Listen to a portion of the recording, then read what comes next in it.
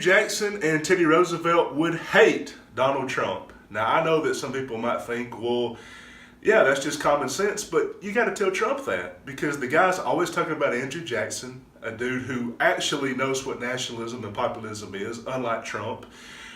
If you told Andrew Jackson, hey, there's going to be a president who quotes you all the time and thinks that you're on the same page, but Russia puts him in the White House, hell fucking no, like he would go crazy. This was a guy who fought the Battle of New Orleans to keep Florida from going to Spain. He was all the time trying to keep British, French, and Spanish influence out of our elections, out of our government, win back those land battles, keep Mexico away from that part of the area. He was willing to fight wars over territory and things like that. Trump is willing to say, Vladimir, if you don't play nice, I'm going to make this new blowjob really toothy. You're going to feel my teeth on the next blowjob. I mean, he'll bend over and take whatever Putin gives him. Oh, sure, you want the Iran deal shredded, the Paris Climate Agreements, all this stuff. Sure, I'll be glad to do that for you, you know. Bashar al-Assad in Syria, no problem, boss, whatever you say. Andrew Jackson would have hated a guy like Trump also because he's rich. Jackson was truly a man of the people. When he was inaugurated into the presidency as the 7th president, they tore down the White House. I mean, his inauguration crowd was so raucous and wild. It was the first time people felt like a real man of the people was in the White House, at least since George Washington, and they ripped the White House to the ground.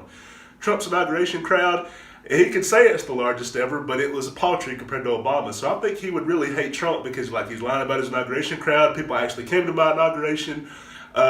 I was an actual man of the people. I was born poor. I worked my way up the military ranks. Trump was born rich. He had all these deferments from Vietnam. He's never fought in battle. He thinks he's a macho guy, tough guy. He's not. He's a huge pussy. So I just don't think he would see anything in common with Trump. And people say, well, it's that whole neo-Confederate thing, because Jackson, he would have been on Trump's page about this Civil War defense. No.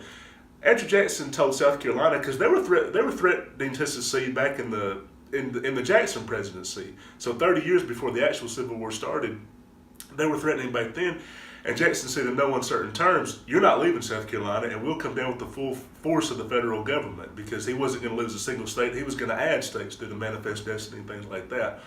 Teddy Roosevelt may like Trump a little bit more than Jackson would have, but probably not, because he was antitrust.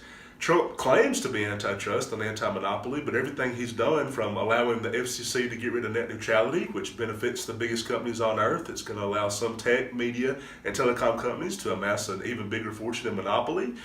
The tax cuts, all that's going to do is allow people that have already got a shitload of money to have a giant tax cut, and they're going to give it to shareholders, or what I think, which is they'll starve the lower competition out because they have a huge cash surplus. So it would be nothing for Amazon to lower their prices even further just to get rid of Kmart and Target and a few, struggling retail chains and really get rid of their competitors, because they can afford to for a year or two, then raise them back up when they don't have any more competitors.